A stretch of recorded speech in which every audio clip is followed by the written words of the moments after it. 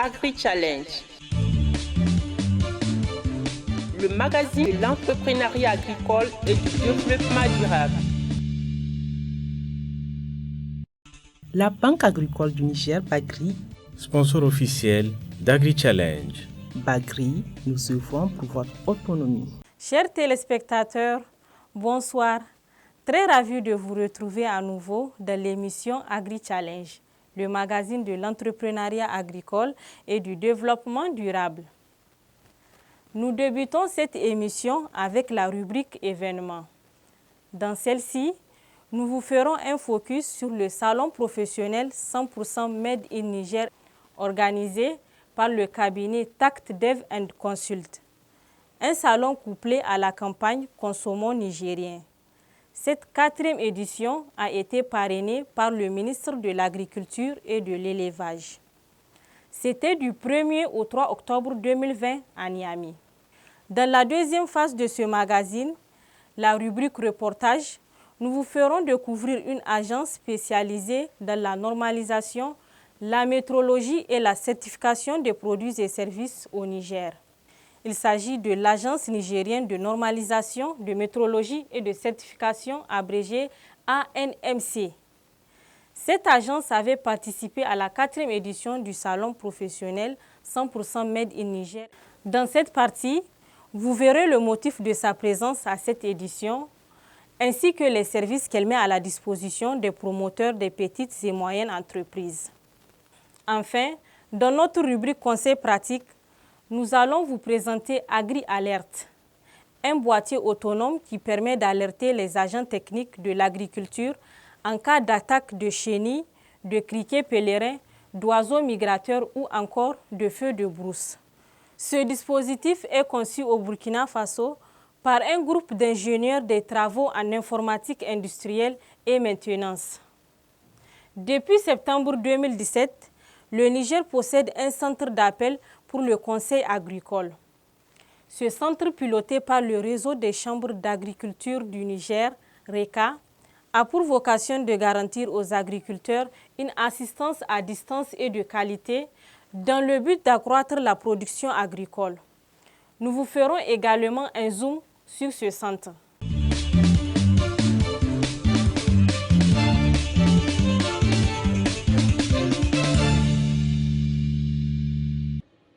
Du 1er au 3 octobre 2020, la ville de Niamey a abrité la 4e édition du salon professionnel 100% Made in Niger Mine Expo, organisé par le cabinet Tact Dev & Consult et parrainé par le ministre de l'Agriculture et de l'Élevage.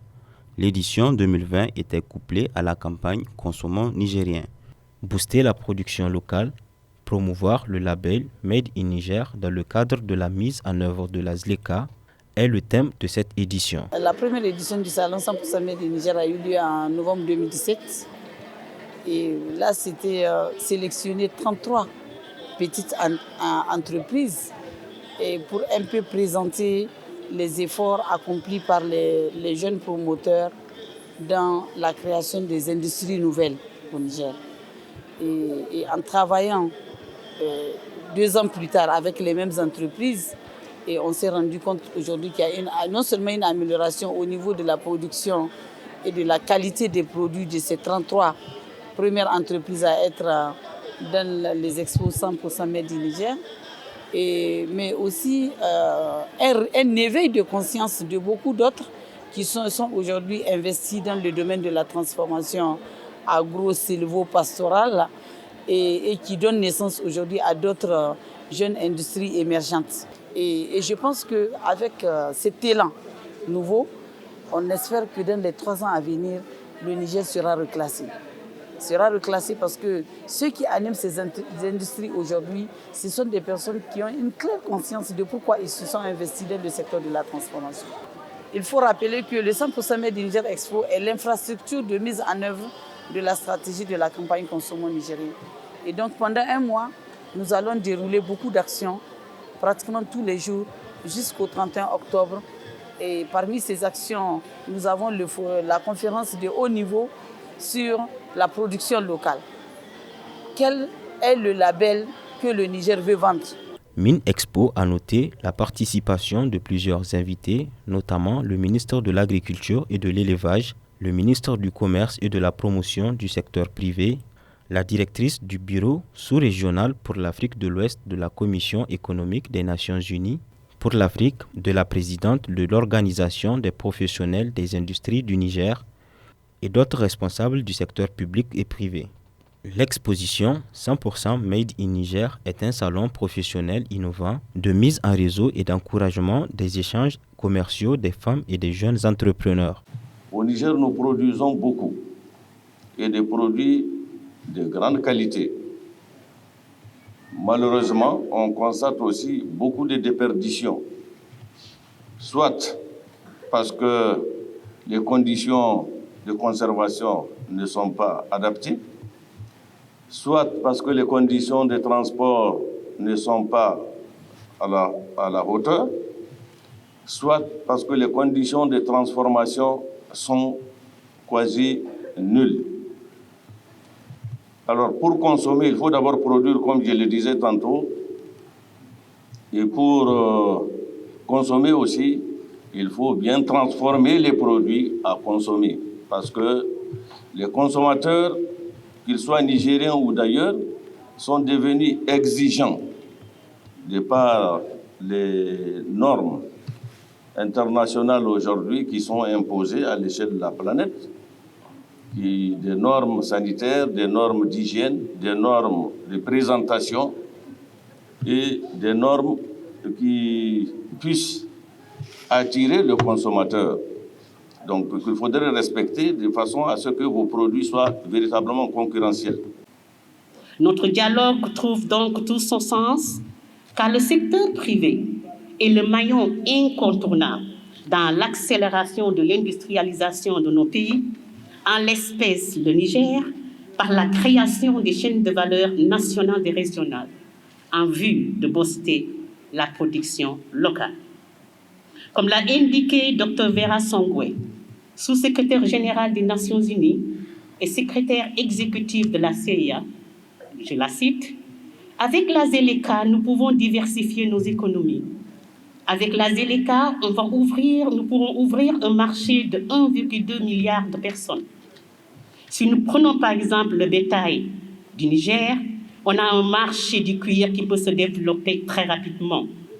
Nous avons également un important marché de lait pourra couvrir tous les besoins de notre continent. » Fin de citation. 59 producteurs locaux ont exposé leur savoir-faire à cette rencontre. Des PMI agroalimentaires en passant par les industries artisanales, touristiques, culturelles étaient au rendez-vous du Salon de la créativité et de l'innovation des talents nigériens. Ces exposants ont présenté leurs produits aux acheteurs et aux distributeurs. Je suis dans les épices, la farine et aussi les arômes naturels. Moi, c'est des produits d'Agadez en réalité. Et c'est vrai, il y a par exemple, si vous prenez le cocktail d'épices, ça, c'est des choses que moi-même, il y a des plantes que j'ai mis, par exemple, des arômes que j'ai cueillis moi-même chez moi. Donc, c'est avec ces plantes-là que je travaille. Je transforme et puis j'utilise, je fais mes épices avec.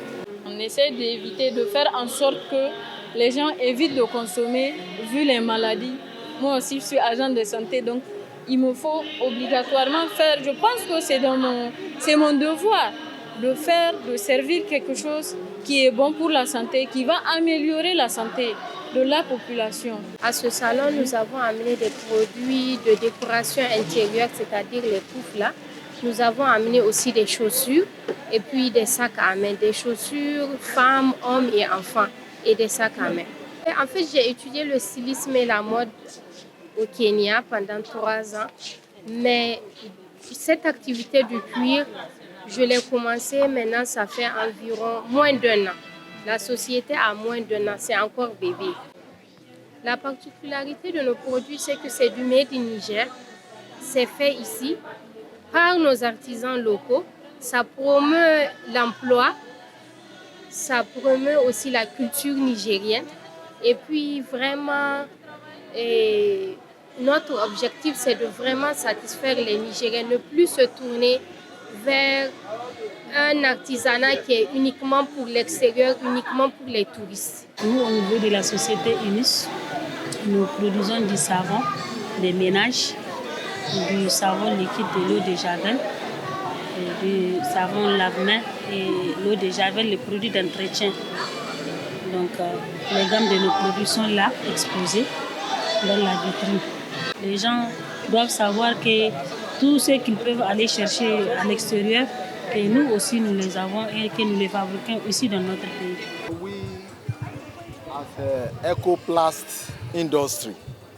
Ici, c'est l'industrie Ecoplast. Nous produisons des plastiques et des matériels d'emballage. Nous sommes venus pour la promotion de nos produits. À ceux qui ne connaissent pas le packaging, ils peuvent dorénavant avoir des idées là-dessus. Comment nous produisons et où ils peuvent nous trouver au marché. En un mot, l'objectif majeur de notre venue à ce salon est de faire connaître nos produits pour le packaging, comme des bouteilles d'eau, des boissons gazeuses et tout autre produit nécessitant le packaging. Des corbeilles de course, celles que les femmes utilisent, et également des packaging pour Solani. Une visite guidée a été initiée. Les exposants ont expliqué leurs différents produits aux visiteurs.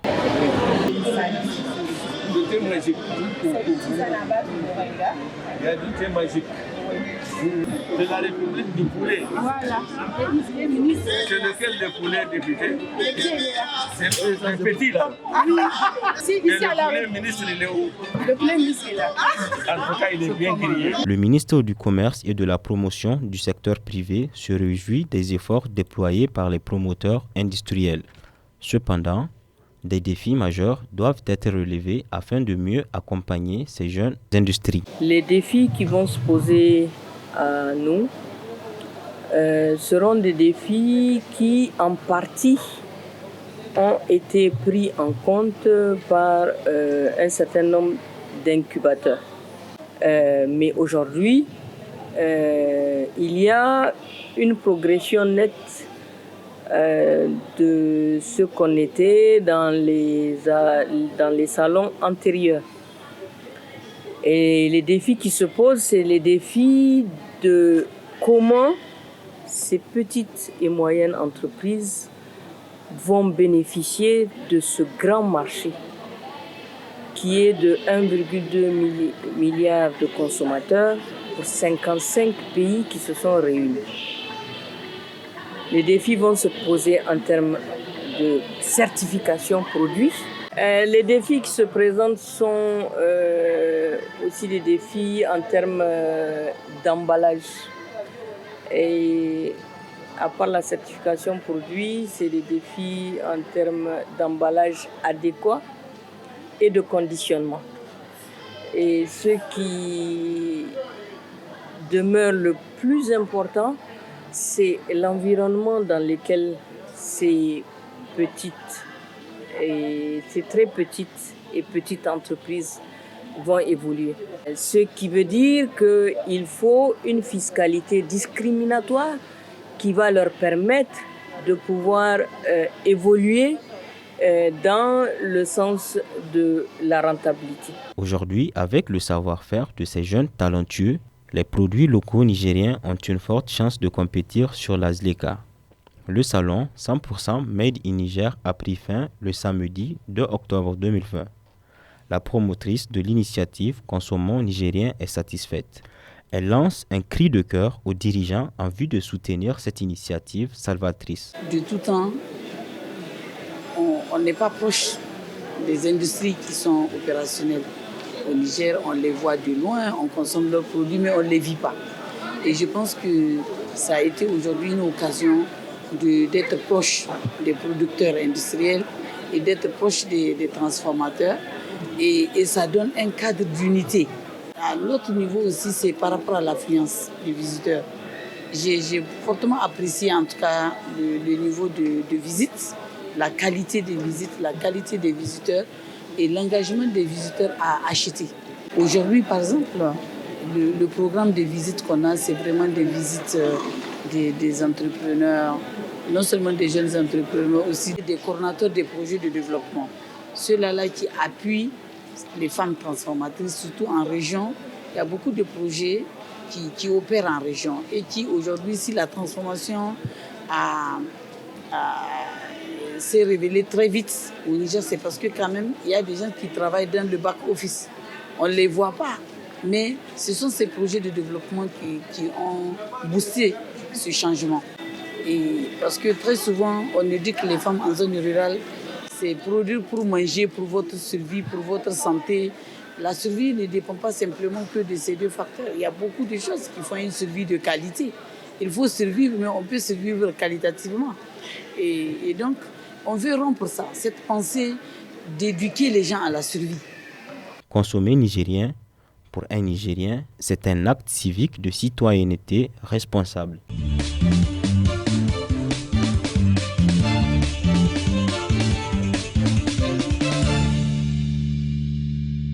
Créée suite à la décision du Conseil des ministres en date du 26 juillet 2019, l'Agence nigérienne de normalisation, de métrologie et de certification est un établissement public à caractère administratif. Cette agence définit et met en œuvre la politique nationale en matière de normalisation, de certification, d'accréditation, de promotion de la qualité et de métrologie. Nous avons commencé nos activités à partir de janvier 2020 et depuis cette date, nous avons eu à réaliser un certain nombre d'activités. Pour le domaine de normalisation, nous avons déjà effectué un recensement des besoins en normes à l'échelle nationale. Il consiste à lancer un recensement au niveau des structures étatiques, des structures privées, de la société civile, des organisations non gouvernementales, c'est-à-dire à tous les niveaux, pour qu'ils nous fassent parvenir leurs besoins en normes. Nous transmettons ces besoins à la validation du Conseil national de la normalisation, qui a déjà validé pour cette année un premier besoin de 17 normes.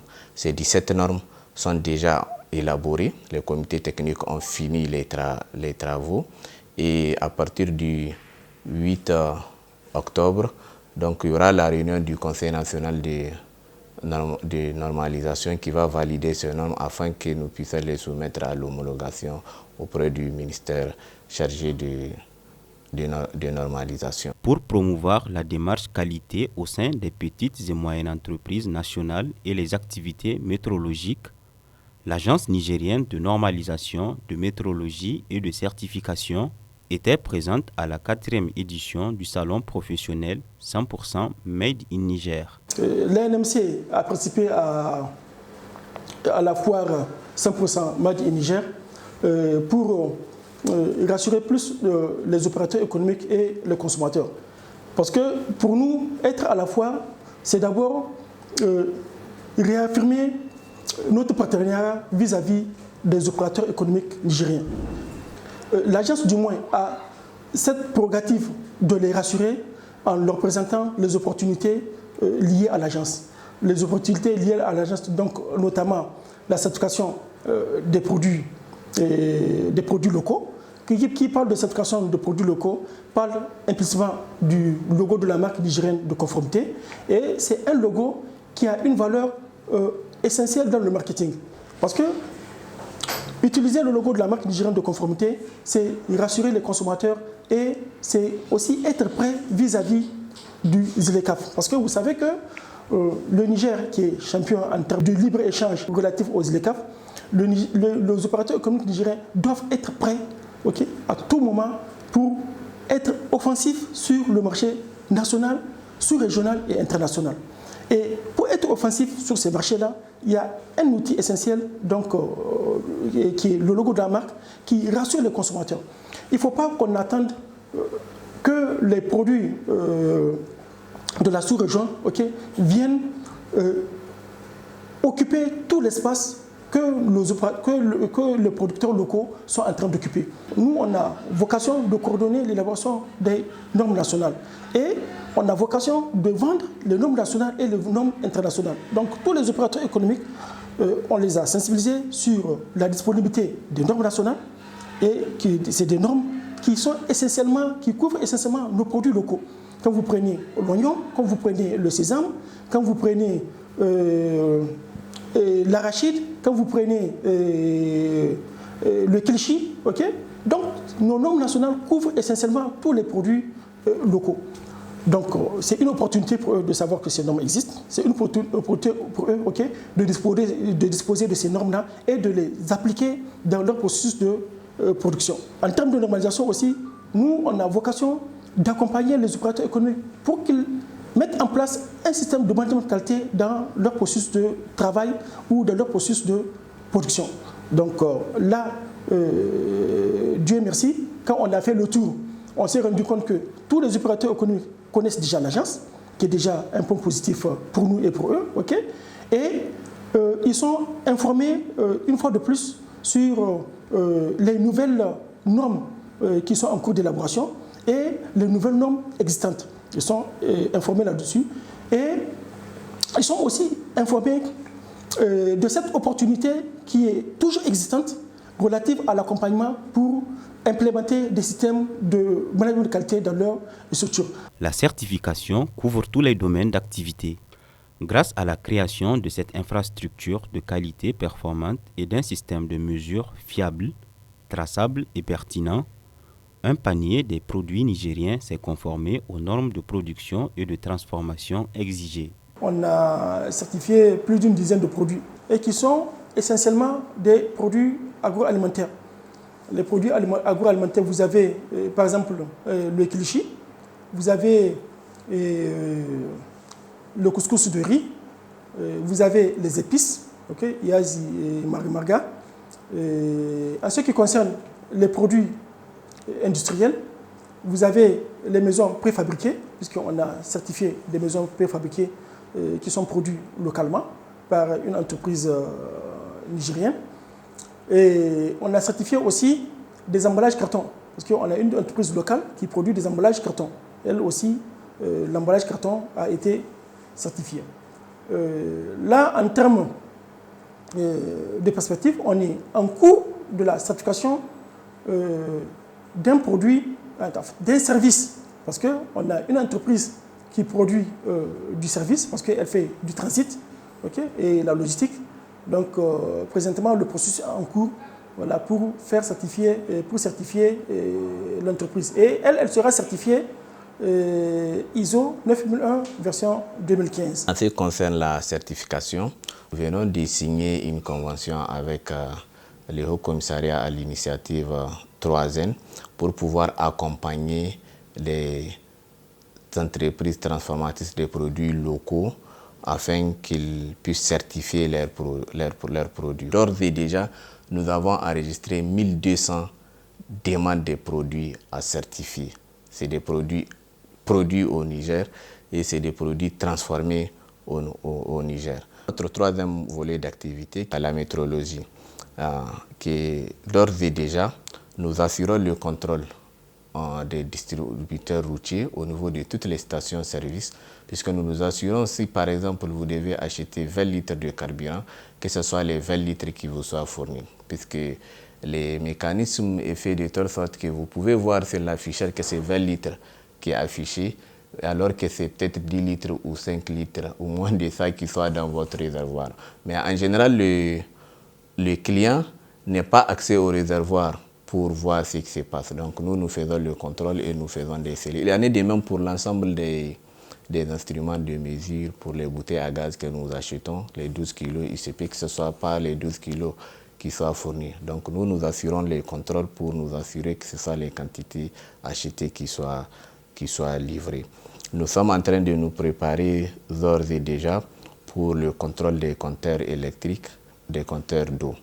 Désormais, le Niger dispose d'une structure intégrant les principales infrastructures de qualité, d'un système de certification crédible soutenu par des laboratoires accrédités et fiables. Des programmes sont élaborés par l'agence pour accompagner les PME et PMI dans le processus de certification, de contrôle et de vérification de leurs produits et services.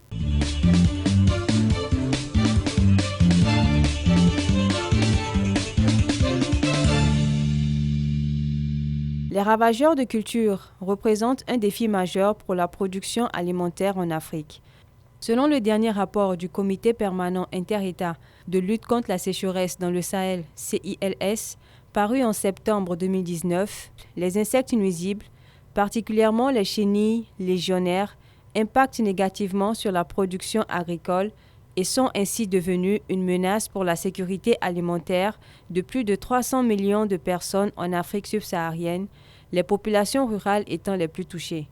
Pour lutter contre ce problème au Burkina Faso, un groupe d'ingénieurs, des travaux en informatique industrielle et maintenance ont conçu un boîtier capable de signaler une attaque dans les plantations, baptisé AgriAlert. La conception de ce dispositif a tenu compte du fait que le territoire burkinabé n'est pas totalement couvert par le réseau électrique. C'est pourquoi le boîtier fonctionne grâce à un panneau solaire qui est sensible à la moindre source de chaleur pour recharger sa batterie. Aussi, ce boîtier autonome permet d'alerter les agents techniques de l'agriculture en cas d'attaque de chenilles, de criquets pèlerins, d'oiseaux migrateurs ou encore de feux de brousse.